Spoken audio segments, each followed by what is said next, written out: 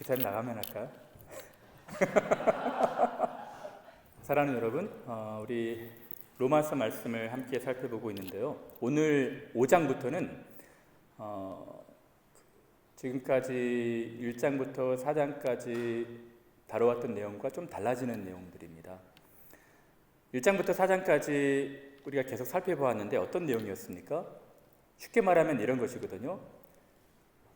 우리는 다 죄인이라는 것입니다. 우리는 다 죄인이고 또 이 죄인인 것을 깨닫지 못했었는데 율법을 통해서 우리가 죄인인 것을 알게 되었다는 것입니다. 근데 우리만 죄인이 아니라 이방인들도 죄인이고 또 믿는 사람들도 죄인이고 의인은 없나니 하나도 없다는 것입니다. 그러니까 모두가 다 죄인이라는 것이죠. 근데 죄인인 우리를 하나님께서 사랑하셔서 우리를 구원하시기로 계획하시고 하나님께서 주신 의로 우리를 구원하신다는 것이 1장부터 4장까지의 내용이었습니다. 하나님의 그 의를 믿음으로 말미암아 믿기만 하면 우리가 의로워질 수 있다는 것입니다. 그래서 1장부터 4장까지는 이런 내용입니다. 어떻게 우리가 하나님의 자녀가 될 수 있을까? 어떻게 우리가 구원받을 수 있을까?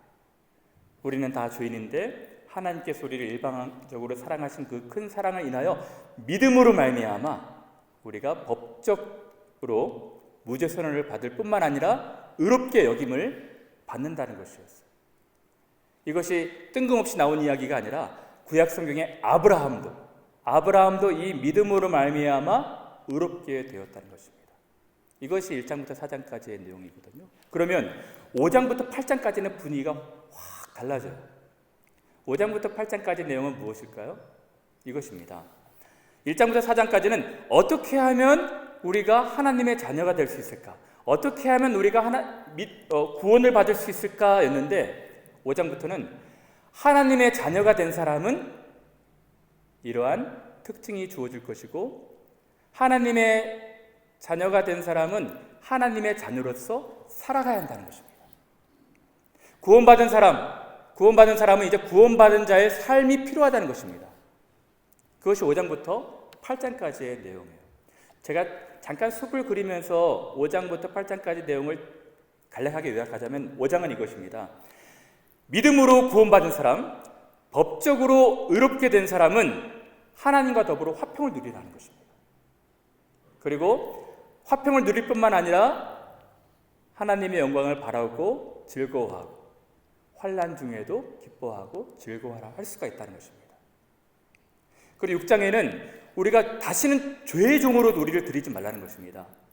이제는 예수님과 함께 죽고 예수님과 함께 살았기 때문에 너희는 다시는 죄의 종이 아니라는 것입니다. 의의 병기로 드리는 그런 삶을 살라는 것입니다. 7장에는 아직도 우리가 죄인이라는 거예요. 그렇게 이 죄 때문에 우리가 여전히 갈등한다는 것이거든요. 근데 율법에 우리가 매여있지 말고 이제 예수님과 함께 죽고 살았기 때문에 죄의 종으로 들이지 말고 하나님의 종이 되어서 살라는 것입니다. 8장은 성령께서 우리를 다 해방하셨기 때문에 이제는 예수 그리스도를 아버지라 부르실 수 있기 때문에 그 하나님의 우리를 향하신 사랑은 누구도 끊을 수 없기 때문에 하나님 의지하며 살라는 것입니다. 그것이 5장부터 8장까지의 내용이에요. 하나님 의지하고 살라는 것입니다. 사랑하는 여러분, 이렇게 이야기를 하면 좋은 비유가 될까요? 아이가 생겨났어요. 아이가 출생을 했습니다. 아이가 생명을 얻었어요. 근데 아이가 생명을 얻은 것도 중요하지만 아이가 점점 자라는 것도 중요한 것이죠. 그러니까 하나님께서 우리를 의롭게 여기셨어요. 우리를 구원하셨습니다. 그럼 구원받은 자로서 살아가는 것도 중요한 것이죠. 그렇지 않겠습니까? 그래서 5장부터 8장까지는 구원받은 하나님의 자녀들은 이러한 특권이 주어질 것이고 이러한 삶을 살아야 될 것이다 라고 말씀하시는 거예요. 칭의는 법적으로 우리가 무죄 선언을 받고 의롭게 여겨지는 것입니다. 그러면 이제 법적으로 그러한 삶들은 실질적인 삶을 살아야 되는 거예요. 하나님과 더불어 살아가는 삶. 그래서 오늘 로마서 오늘 5장 1절은 이렇게 말하고 있습니다. 그러므로 우리가 믿음으로 의롭다 하심을 얻었은즉, 1장부터 4장까지는 믿음으로 의롭다 하심을 얻는 이야기를 하고 있거든요. 그러니까 믿음으로 의롭다 하심을 얻은 사람들은 주 예수 그리스도로 말미암아 하나님으로 더불어 화평을 누리라는 것입니다. 법적으로 의롭게 된 사람들은 우리가 해야 될 일이 있거든요. 하나님으로 더불어 화목과 화평을, 평안을 누리는 거예요. 다시 말하면 죄책감, 정죄감으로 우리의 삶을 망치지 말라는 것입니다. 하나님께서 우리를 너무 사랑하시고 그 사랑은 로마서 8장의 말씀처럼 세상에 있는 모든 피조물 중에 어떤 피조물이라도 하나님과 우리와의 사랑을 끊을 수 없기 때문에 그 확신하고 하나님으로 더불어 화목을 누리라는 거예요. 사랑하는 여러분, 제가 보면은 저도 사실 그러한 함정에 많이 빠질 때가 있고, 기독교인들 중에 대다수가 정죄감과 죄책감에 낭망하며 살아가는 분들이 많아요. 구원을 얻은 분들이라 할지라도 이런 죄책감으로 너무 힘들어하는 삶들, 무거워하는 삶들을 사는 분들이 굉장히 많거든요. 그렇게 하지 말라는 거예요. 하나님이 우리를 구원할 것이 확실하다면 하나님과 더불어 화평함을 누리면서 정죄감과 죄책감에서 벗어나서 살라는 것입니다. 제가 여기에서 한 가지 좋은 생각을 좀 가지고 왔는데요. 제가 수련회 때 잠깐 말씀을 나눴던 건데, 우리 한국교회, 우리 대한민국 교회에도 너무 훌륭한 믿음의 선조 유산들을 가지고 있거든요. 그 중에 대한민국 기독교에서 가장 유명한 5명 중에 한 명이라고 말한다면, 우리 예전 일제강점기 이후에 그 시대 이후에도 사셨던 사랑의 원자폭탄이라고 말씀하는 손양원 목사님일 것입니다. 여러분, 이 손양원 목사님은 어떤 분이냐면요, 일제강점기 때 신사참배를 하지 아니하고 끝까지 버티시다가 해방 이후에 이제 다시 목회 활동을 하신 분인데, 1948년도에 혹시 여수 반란 사건이라고 아십니까? 여순 반란 사건인데, 당시에 이 분당 이데올로기, 공산주의와 또 자유민주주의 이데올로기 때문에 굉장히 힘들어하는 시기였잖아요.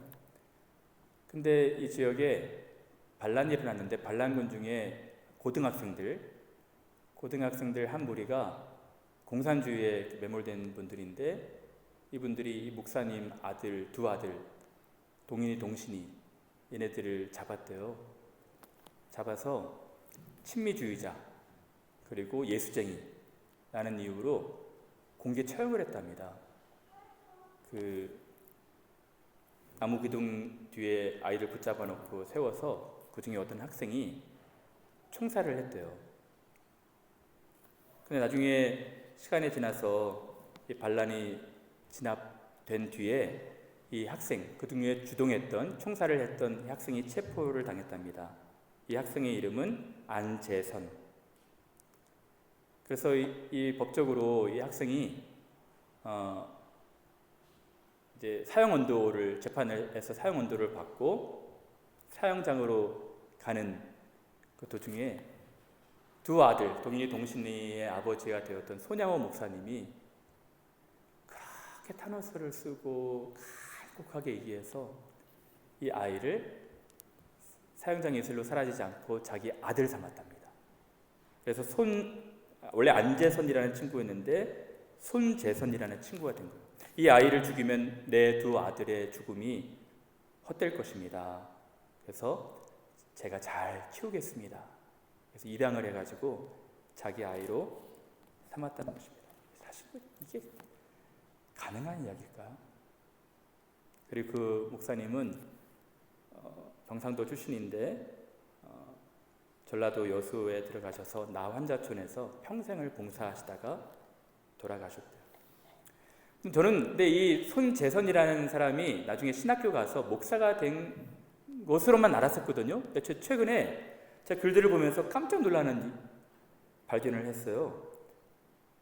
제가 잘 몰랐던 이야기인데 최근에 알게 됐습니다. 이 안재선이었다가 손재선이 된 이 사람이 원래 아버지의 손양호 목사님의 명대로 부탁대로 신학교에 들어갔답니다. 신학교에 들어갔는데 주변 사람들, 손양호 목사님 가족도 마찬가지고 주변 사람들 다 너무너무 이 사람을 따뜻하게 맞이했대요. 근데 이 사람이 죄책감, 제가 그렇게 자기를 따뜻하게 사랑해주고 허물 덮어주고 용서해주는 그 손양호 목사님 두 아들을 죽였다는 그 죄책감 때문에 평생을 괴로워했답니다. 그래서 몰래 숨어서 도망가가지고 가출해서 숨어서 살다가 서울로 상경해가지고 죽을 때까지, 그러니까 신학교를 포기하고 죽을 때까지 제가 손양호 목사님 두 아들을 죽였다고 얘기하자고, 이 좋은 글씨가 되니까 자기 부인하고 아들한테도 얘기하지 않고 그렇게 암으로 걸려서 나중에 죽었다는 거예요. 근데 장례식장에서 이 손재선이라는 분의, 그러니까 안재선으로 다시 개명을 하고 안재선의 아들이 장례식장에서 손양호 목사님 가족이 와서 이 사랑의 원자폭탄이라는 책을 건네주면서 이 스토리를 얘기해줬대요. 그때 알았답니다. 그때 이 안재선이라는 사람의 안경선이라는 사람이 알게 되고 아버지의 모든 히스토리를 알게 되고 자기가 크게 변화가 되어서 이분이 신학을 하기 시작했대요. 그래서 이분이 지금 다시 그 나환자촌에 있는 그곳으로 들어가셔서 거기 근처에 있는 교회에서 지금 목회를 하고 계신대요. 사랑하는 여러분, 제가 지금 무슨 말씀을 드리고 싶으냐면 이 안재선이라는 분은 손양호 목사님을 통해서 다 용서를 받은 것 아니겠습니까? 근데 이 자기가 용서를 받은 것에 대해서 인정하고 싶어 하지 않고 늘 죄책감, 정죄감, 평생을 불행한 삶을 산 거예요. 평생. 중고시처럼. 얼마나 불행합니까? 여러분, 그것이 우리와 하나님과의 관계가 되어서는 안 된다는 거예요. 하나님이 우리 같은 죄인들을 의롭게 하시고 우리를 그냥 구원하시고 우리를 그 아들로, 자녀로 우리를 입양하셨어요. 양자 삼으셨습니다. 자기의 자녀로 삼으신 거예요. 그럼 우리가 해야 될 일은 하나님과 더불어 화평을 누리는 것입니다. 하나님의 사랑은 끊임이 없어지고 우리가 잘되든 못되든 영원한 그 사랑은 우리와 한결같이 지속이 될 거니까 하나님과 더불어 화평을 누리면 되는 거예요. 그런데 계속해서 정죄감과 죄책감으로 불행한 삶을 살아서는 안 된다는 것입니다. 여러분, 성경에도 그런 비유 있죠? 잃어버린 아들, 탕자의 비유. 아버지한테 몹쓸 짓을 하고 모든 것을 다 가져가지고 나중에 가서 탕진하다가 돌아온 아들 이야기지 않습니까? 저는 그 비유를 읽을 때 처음에 잘 이해가 안 된 것이 있었어요. 이 아버지가 정말 아들을 사랑한다면 이 아들이 돌아왔을 때 잔치를 여는 것보다 차라리 그냥 아들 용서하고 뒷간방에 있게 해서 그렇게 아들로 맞아주고 살면 될 텐데 왜 동네방네 다 소문내면서 잔치를 하게 되었을까? 처음에 좀 잘 이해가 안 됐었거든요. 근데 곰곰이 생각해 보니까 그것이 진정한 사랑이었더라고요. 왜냐하면 이 아이가 그 공개적으로 동네 모든 사람들 앞에서 나는 이 아이를 용서했습니다. 여러분들도 이 아이를 대할 때 저같이 좀 대해줬으면 좋겠습니다. 이 아이는 정식으로 제 아들로 다시 맞아들인 것입니다. 하면서 많은 사람들이 보는 앞에서 자기 아들에 대해서 자랑한 것입니다. 그렇지 않겠어요? 여러분, 하나님 우리를 대하시는 심정이 바로 그것이라는 거예요. 우리는 여전히 죄인이죠. 죄를 짓고 살아겠죠. 그러나 하나님은 우리가 죄를 짓든지 그렇지 않든지 우리를 구원하신 그 사랑은 영원토록 지속이 될 것이고 누구도 그 사랑에서 우리를 끊을 수가 없다는 것입니다. 그러므로 여러분들이 첫 번째로 믿음으로 의롭게 된 사람들이 누려야 되는 것이 뭐냐면 하나님과 더불어 화평입니다. 그러니까 여러분들이, 저는 우리 목회하면서 그런 분들 꽤 보거든요. 우리도 잘못하고 죄 가운데 있지만 너무 죄책감과 정죄감에 막 눌려서 불행한 삶을 살아서는 안 되는 것이죠. 두 번째, 오늘 본문이 이렇게 말합니다. 또한 그로 말미암아 우리가 믿음으로 서 있는 이 은혜에 들어감을 얻었으며 하나님의 영광을 바라고 즐거워하느니라. 우리가 원래는 쫓겨난 사람들이거든요. 아담의 죄를 말미암아 하나님 앞에 거절을 당하고 쫓겨났던 인생인데 하나님이 다시 그 은혜 안으로 우리를 들어오게 하셨어요. 그렇다면 우리가 해야 되는 것이 뭐냐면 이제는 우리의 소망이 달라져야 한다는 것입니다. 하나님의 영광을 바라고 즐거워한다.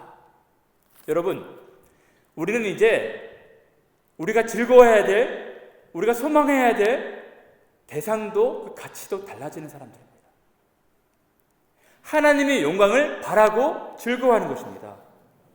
예수 믿는 사람들은요, 자랑거리가 달라진 사람들입니다. 원래 여기서 즐거워하다는 것은 자랑하다는 단어거든요. 그래서 2절, 3절, 11절 즐거워한다는 것이 3번이나 반복해서 나옵니다. 여러분, 갈라디아서 6장에 이런 말이 있거든요. 내가 그리스도와 그의 십자가 외에는 이제 아무것도 자랑하지 않기로 결심했다. 오직 십자가 외에는 나의 자랑이 없다라고 말하는 것입니다. 하박국서에서도 이렇게 말합니다. 무화과 나무가 무성하지 않아도, 포도나무에 열매가 없어도, 감람나무 소출이 풍성하지 않아도, 밭에 먹을 것이 없어도, 우리의 양이 없어도, 외양간에 소가 없을지라도 나는 여호와로 즐거워하고 또 즐거워할 것이다. 그것이 우리들의 자랑거리인 거예요. 제가 수련회 때 말씀을 드렸죠. 우리가 살아가는 이 세상은 속물 세상, 속물 사회, 속물 근성을 가진 그런 사회예요. 속물 사회가 무엇입니까? 많은 사람들이 정의, 윤리, 선과 악 이런 것보다도 어떤 사람이 얼마나 많은 것을 가졌냐, 얼마나 많이 성공했냐, 얼마나 많이 출세했냐, 그것으로 그 사람의 가치를 평가하는 그런 사회입니다. 자기보다 더 많은 것을 가진 사람한테는 굽신굽신하고 자기보다 덜 가진 사람들한테는 어깨에 힘주고 목에 힘주는 그런 속물사회. 이 속물사회에서 많은 사람들이 하는 것이 무엇입니까? 서로 비교하고 구분하고 서로 차별하고 서열화시키고 위계질서 만들고 대학도 서열화시키고 돈 자랑하고 성공 자랑하고 자녀 자랑하고 대학 자랑하고. 여러분, 이 사회의 근성이 바로 그것입니다. 왜 우리가 이 사회로 들어가서 똑같이 이 사람들처럼 살아가야 됩니까? 제가 말씀드렸죠. 이 속물 사회에 있는 사람들은 누구도 행복하지 않아요. 다 불행합니다. 제가 볼 때 99% 다 불행해요. 소위 1%만 행복할 텐데 1%도 불행해요. 왜냐하면 불안하거든요. 자기가 언제 추락할지 모르니까. 자기가 똑똑한 줄 알았는데 자기보다 더 잘 되는 사람들 많으니까. 하나님 우리를 그렇게 부르지 않으셨어요. 하나님 우리를 선으로 부르지 않고 점으로 부르신 것입니다. 훌륭한 일을 감당하는 것도 분도 귀중하지만 소박한 삶에서 빛과 소금으로 살아가는 분들도 귀한 것입니다. 제발 우리가 그런 늪에서 함정에서 벗어나와야 돼요. 여러분, 그래서 제가 우리 믿는 사람들은 소망이 달라지는 사람들입니다. 하나님 나라의 가치를 두는 분들이에요. 하나님 나라의 백성이 된 것을 보고 즐거워하고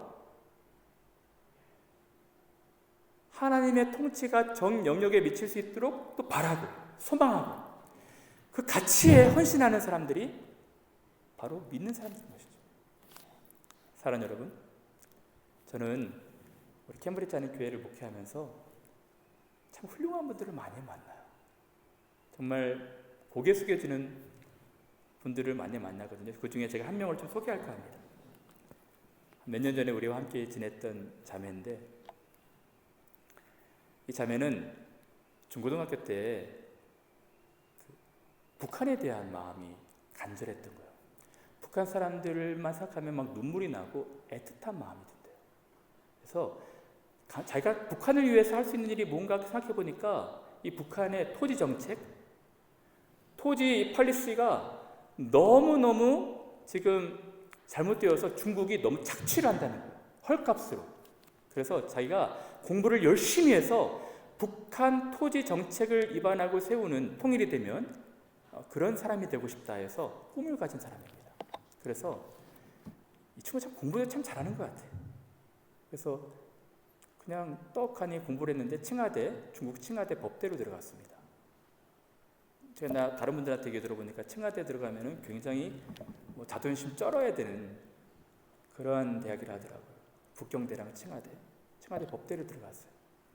그리고 법대를 들어간 유일한 이유는 중국에서 법을 공부해야지 이제 거기에서 중국을 통해서 북한으로 들어갈 수 있도록. 그리고 캠브리지에 와서 석사를 했어요. 박사 제안도 있었지만 자기는 빨리 공부하는 것보다 빨리 북한에 들어가서 북한 사람들 위해서 도와야 된다. 이런 가치에 마음을 주는 거예요. 근데 제가 이 자매만 생각하면 좀 마음이 아픈 게 자매가 토지경제를 공부했거든요. 근데 자매 형편이 넉넉하지 않아요. 부모님이 이 등록금을 도와줄 수 있는 상황이 아니었습니다. 그래서 자매가 여기 캠브리지 그 컬리지로 입학이 됐는데 한 달 동안 새벽 기도를 나오더라고요. 자매 기도가 제목이 뭘까 서로 나눴는데 자기 지금 입학은 됐는데 등록금이 없다는 거예요. 그래서 등록금을 좀 도와줘야 될 사람들을 찾고 있답니다. 저는 지금도 그때 우리 교회가 도와주지 못한 것이 너무 마음이 아파요. 우리 교회 중에 좀 넉넉한 분들 계시잖아요. 그래서 제가 좀 부탁을 드려서 오픈에서 부탁을 드려서 좀 도우면 할 수 있었을 텐데, 그래서 이 한 달 안에 등록을 하지 못하면 취소가 되는데 너무 고맙게도 학교에서 입학하자마자 1년 동안 휴학해서 돈 벌어와라. 그리고 다시 받아주겠다라고 몇 차례 결정을 해가지고 그 자매를 나중에 휴학을 허락해 줬어요. 자매가 호주 가서 딸기 농장에서 일을 한 거예요. 얼마 돈이 되겠습니까? 그 똑똑한 자매가. 근데 등록금 벌려고 그 모진 일을 다 하고, 감사하게도 누구의 후원으로 자매가 나중에 1년 뒤에 다시 왔어요. 목사님 제가 다시 오게 됐어요. 가만히 제가 1년 동안 지켜보면 자매가 하루에도 한 끼밖에 안 먹는 것 같아요. 자기를 후원해준 그 사람의 그 돈을 흥청망청 써서는 안 된다고 하면서 정말 열심히 공부하더라고요. 자매랑 만나면서 기도할 때마다 제 마음이 참 좋았습니다. 지금도 북한을 놓고 기도하면서 준비하면서 기도하고 있어요.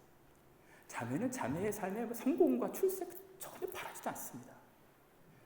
오직 하나님께서 주신 은혜를 어떻게 하면 자기가 기여할 수 있을까? 어떻게 하면 그 사람들 잘 섬길 수 있을까? 저는 그런 삶만 보면은 좀 마음이 숙연해져요.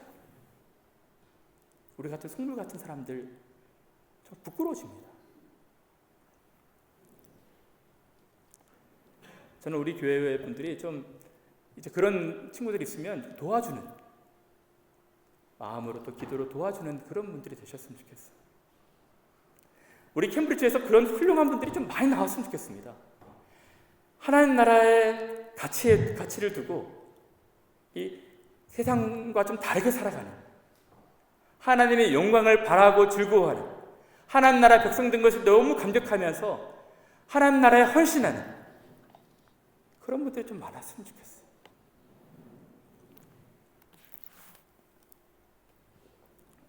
오늘 이 본문에 보시면 또 두 번째 이렇게 3절에 이렇게 말하고 있습니다.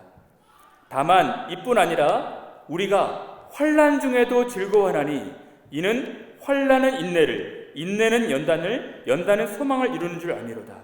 우리가 하나님의 은혜에 들어감, 하나님의 영광을 바라고 즐거워할 뿐만 아니라 또 즐거워하는 대상이 있다는 거예요. 즐거워하는 이유가 있답니다. 무엇입니까? 환난을 즐거워한다는 거예요. 여러분 좀 이건 어려운 것입니다. 이제 하나님 믿음으로 의롭게 된 사람, 하나님의 자녀가 된 사람들은 즐거워하는 그 대상이 달라지는데, 하나님 백성 된 것, 하나님의 영광을 바라고 즐거워하는 것뿐만 아니라, 다만 이뿐 아니라 우리가 환난 중에도 즐거워한다. 여러분 너무 좀 이상하지 않습니까? 어떻게 환난을 자랑할 수 있을까요? 어떻게 환난을 즐거워할 수 있을까요? 그 이유는 이것입니다. 이렇게 말하는 거예요. 자기는 아무 공로 없는데, 아무런 하나님을 위해서 하신 것이 없는데 하나님의 일방적 사랑을 받았잖아요. 근데 자기를 보니까 아무리 봐도 하나님 백성다운 걸맞은 삶이 아닙니다. 그렇기 때문에 하나님께서 하나님 백성에 걸맞은 삶을 주실 때 즐거워할 수가 있는 것입니다. 예, 맞습니다. 저는 지금도 이 세상의 교만으로, 세상의 가치관으로, 세계관으로 쩔어 있는 사람입니다. 하나님께서 환난을 통해서 이 모든 교만과 이 세상의 잘못된 가치관들을 다 벗겨내시면 제가 감당하겠습니다. 그것이 환난을 즐거워하는 이유가 되는 것입니다. 그리스도의 성품으로 만들어지는 과정, 자기가 감당하겠다는 거예요. 왜? 환난은 인내는 연단된 인격을 낳기 때문에, 하나님 성품에 좀 닮아가는 인격을 낳기 때문에 자기가 그것을 즐거워할 수가 있다는 것입니다. 고난이 사람을 만든다고 하잖아요. 하나님, 제가 이 환난, 고난 통과하겠습니다. 이것이 하나님 백성 되는 길이라면, 하나님이 거룩하게 다듬어져 가시는 그 길이라면 제가 즐거움으로 감당하겠습니다. 이런 각오를 하는 거예요. 누구든지 나를 따라오려거든 자기를 부인하고 십자가를 지고 와야 될 것이다. 제가 이 자기를 부인하는 과정, 십자가를 지는 과정이 환난이라면 제가 통과하겠습니다. 즐거움으로 감당하는 것입니다. 그래서 우리가 환난을 즐거워할 수가 있는 거예요. 여러분, 또 우리가 어떻게 환난을 즐거워할 수 있을까요? 그 결과 때문에 그렇습니다. 환난이 주시는 결과. 왜 환난을 즐거워할 수가 있고 왜 환난이 자랑거리가 됩니까? 결과를 알기 때문에 그래요. 예를 들어 볼까요? 여러분, 한국에서 공부하는 학생들, 청년들, 부모님 밑에서 공부한 것보다도 이렇게 유학 나오는 것, 유학 나와서 언어도 힘들고 뭐 삶도 불편하고 또 외롭고 음식도 다 불편하지 않습니까? 근데 유학 나오는 걸 다 좋아해요. 왜 그렇습니까? 유학을 잘 감당하면 그 결과가 좋기 때문에 그래요. 그렇지 않겠습니까? 여러분, 운동선수를 비워볼까요? 운동선수 중에 최고의 목적이 무엇입니까? 국가대표 되는 거예요. 여러분, 국가대표 되면 이제는 고생 시작입니다. 얼마나 혹독한 그 훈련을 받을까요? 근데 왜 그런 훈련을 감당하면서도 국가대표를 좋아합니까? 국가대표를 하게 되면 그 결과가 좋기 때문에 그래요. 그렇지 않겠습니까? 군인들 중에서도 장기훈련 받는 분들이 있습니다. 장기훈련 받으면 군사훈련이 빡세요. 힘듭니다. 근데 왜 장기훈련을 감당할 수 있습니까? 장기훈련을 잘 통과하면은 더 좋은 어떤 그 결과가 기다리고 있기 때문에. 마찬가지입니다. 여러분, 우리 하나님 백성들이 이 환난을 즐거워할 수 있는 이유는 환난이 주는 결과가 좋기 때문에 그래요. 우리가 환난을 잘 통과하면 정금처럼 하나님이 빚으셔서 불순물 다 제거해서 아름다운 성품으로 빚어가시기 때문에 우리가 그 결과를 알기 때문에 환난 중에서도 즐거워할 수가 있는 거예요. 사랑하는 여러분, 그래서 저는 여러분들이 이 즐거워하는 것, 자랑거리가 좀 바뀌었으면 좋겠어요. 저는 요새는 우리 교회에서 그런 분들 좀 찾기 힘든데, 예전에는 자기 외적 조건을 좀 자랑하시는 분들이 오셨거든요. 우리 교회 오시면 잘 버티지 못하시고 다 나가시더라고요. 자기가 한국에서는 잘 나가는 사람이 없네, 뭐 자기가 이러이러한 그 돈을 가지고 있네, 자기 지위가 이렇네, 자기 아이들 대학 자랑하고 뭐 이런 자랑하는 분들이 있었거든요. 여러분, 그건 우리의 자랑거리가 돼서는 안 돼요. 엄밀히 말하면 성경은 우리의 자랑거리를 이렇게 말하는 것입니다. 제가 지금 환난 받는 것이 자랑스럽습니다. 이런 것이죠. 엄밀히 말하면, 목사님, 제가 환난 이제 3주기를 통과했거든요. 근데 이 4주기를 또 맞았습니다. 목사님, 기도해 주세요. 제가 너무 자랑스럽습니다. 또 다른 환난을 맞았습니다. 엄밀히 말하면 사실 이런 것이거든요. 근데 가만히 생각해 보면 사실 그 자랑, 그 당시에는 힘이 든 것 같아요. 제가 환난을 한번 겪어보니까 자랑하기까지는 좀 어려운 것 같아요. 그러나 여러분, 제가 드리고 싶은 말씀은 뭐냐면, 어떤 분들이 환난 가운데 있다면 여러분들이 좀 축복하고 격려하고 기도하는 시각으로 바라봐야지, 아이고 무슨 죄가 있나, 무슨 안 됐다, 이런 시각으로 바라보지 말라는 것입니다. 우리 기독교인들은 환난이 축복의 과정이 될 수가 있는 것입니다. 여러분, 마지막으로 한 번 더 말씀드릴까요? 왜 우리가 환난을 즐거워할 수가 있고 왜 환난을 자랑할 수 있을까요? 그것은 뭐냐면은 과정 중에 하나님을 더 깊이 경험할 수 있기 때문에 그래요. 여러분, 고난이 사람을 만든다고 하잖아요. 고난이 없으면 사람이 잘 되지 않습니다. 근데 기독교도 마찬가지 같아요. 우리 신앙생활에서도 이 모든 것이 다 형통하고 잘 될 때는 하나님을 깊이 못 만나요. 고난 가운데 있을 때, 환난 가운데 있을 때 교만이 눈물로 다 빠지면서 하나님을 깊이 경험할 수가 있는 거예요. 여러분, 환난이 즐거운 이유는 환난 중에 하나님을 더 깊이 만나고 있기 때문에 그래요. 그래서 오늘 본문에 이렇게 말합니다.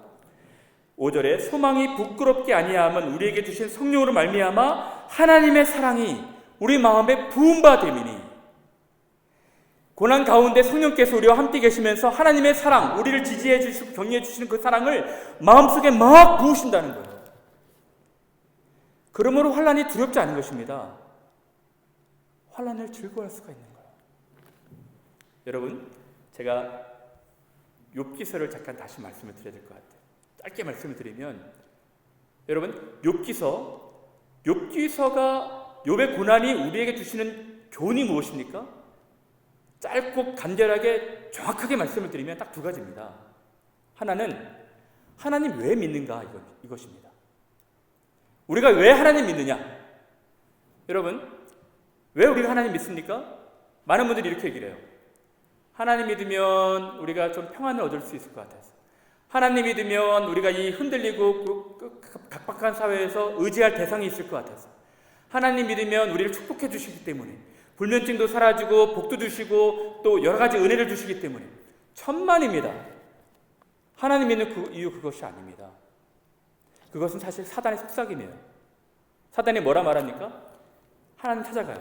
하나님, 욥이 왜 하나님 경외하는 줄 아십니까? 다 이유가 있어요. 하나님 잘해주셨기 때문에 그래요. 다 떡고물 때문에 그렇습니다. 욥이 까닭 없이 하나님을 경외하리까? 다 이유가 있기 때문에 그렇습니다. 하나님 재물도 주셨죠, 돈도 주셨죠, 자녀 축복도 주셨죠. 다 주셨기 때문에 하나님 믿는 것입니다. 이렇게 말하잖아요. 그래서 하나님 뭐라 말씀하십니까? 네가 다 가져가 봐라. 목숨만 건드리지 말고 다 가져가 봐라. 그때 욥은 다 설상가상으로 다 잃어버려요. 다 잃어버립니다. 근데도 욥은 하나님을 의지하고 있어요. 이놈 센 놈인데 더 힘들게 합니다. 더 혼란을 줘요. 욥의 신앙이 무엇입니까? 내가 하나님을 믿는 이유는 하나님이 나를 축복해 주셔서, 재산을 주셔서, 자녀를 주셔서 이것이 아닙니다. 하나님이 하나님이시기 때문에 믿는 거예요. 이것이 욥기의 핵심입니다. 하나님이 하나님이시기 때문에, 하나님이 하나님이시기 되시기 때문에 우리가 하나님을 예배하는 것입니다.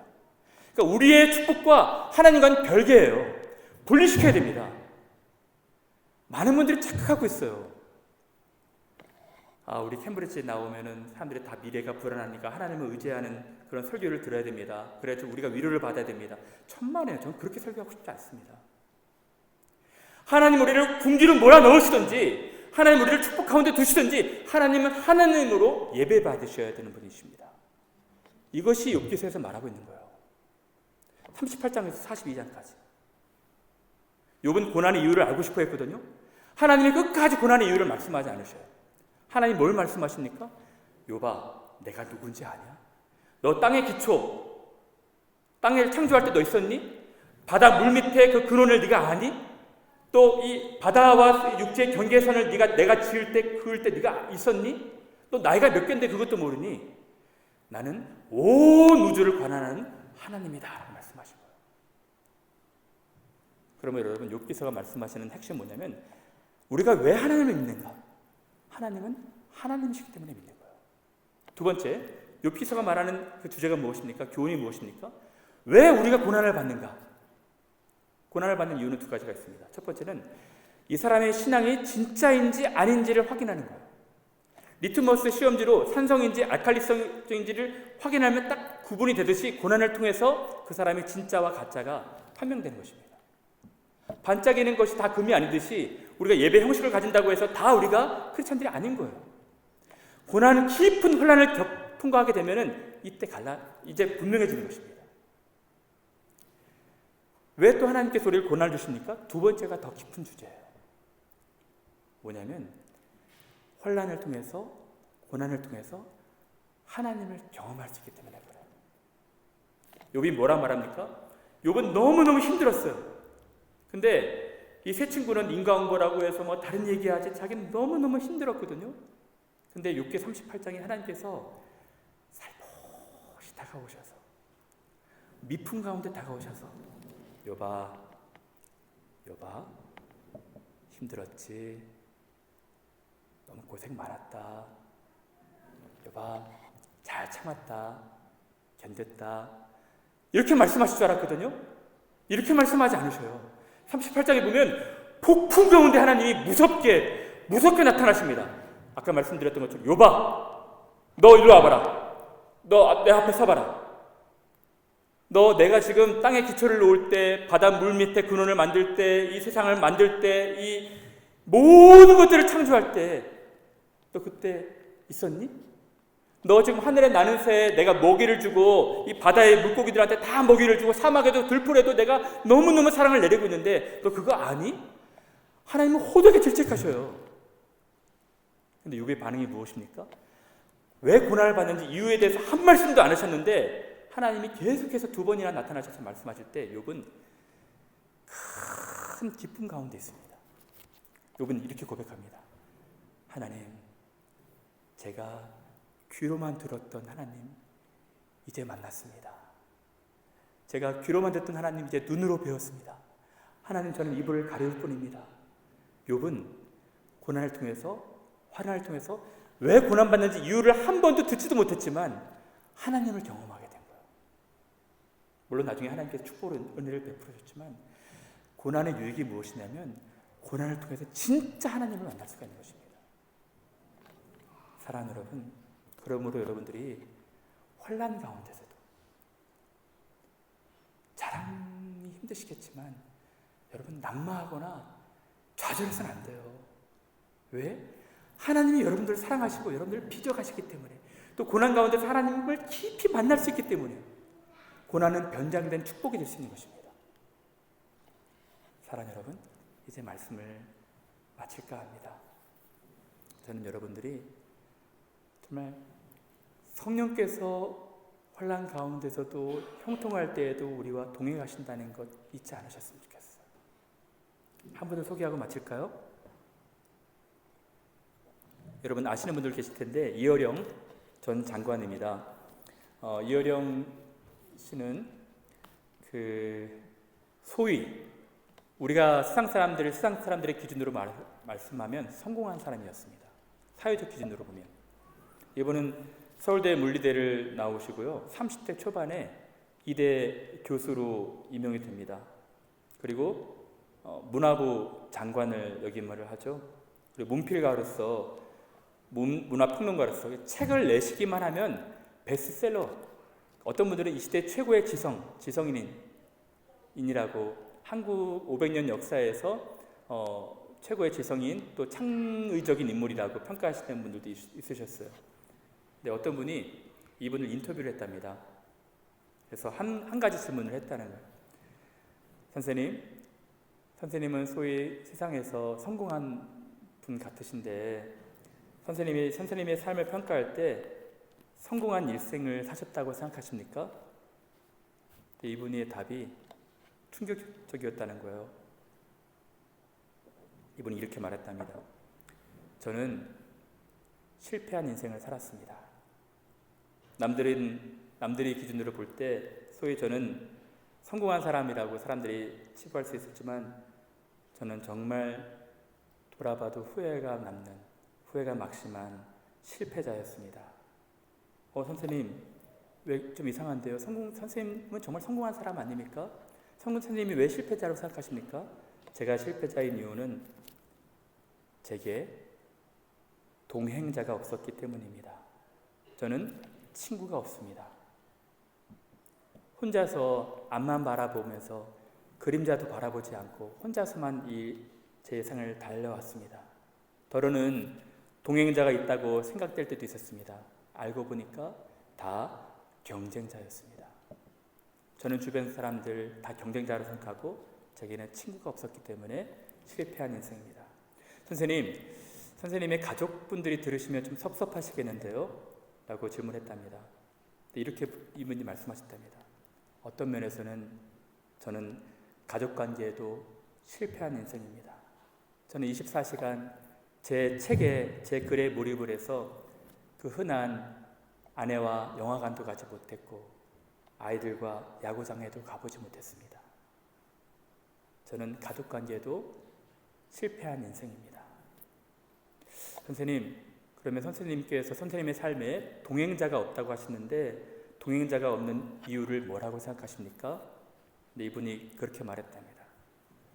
제 삶에 진짜 동행자가 없었던 이유는 제가 사랑하는 법을 알지 못했기 때문입니다.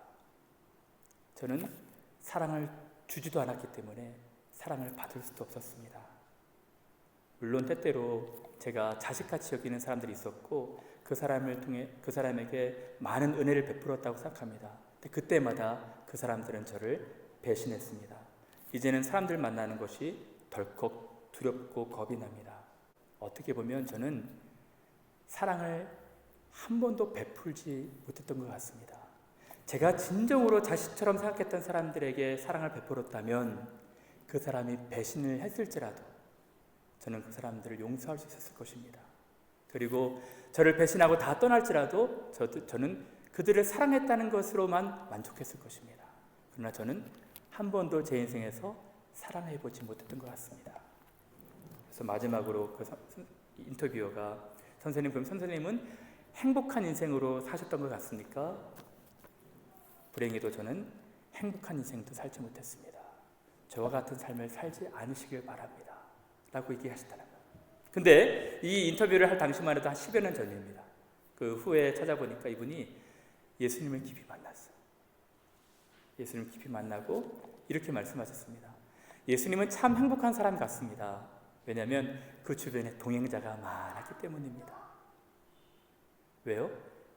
예수님께서 사랑을 많이 베푸셨기 때문입니다. 사랑하는 여러분, 저는 이 메시지가 우리한테 많은 교훈을 준다 생각이 들어요. 사랑하는 여러분, 여러분들 인생을 점검해야 될 그런 시점에 와 있다 생각합니다.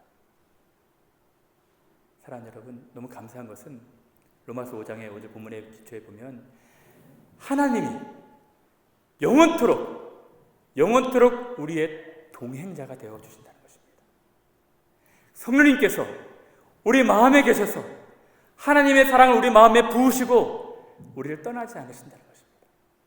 그러므로 우리 인생은 하나님 안에서, 성령님 안에서, 예수님 안에서 진정한 방황을 멈추고 행복을 찾을 수가 있는 거예요.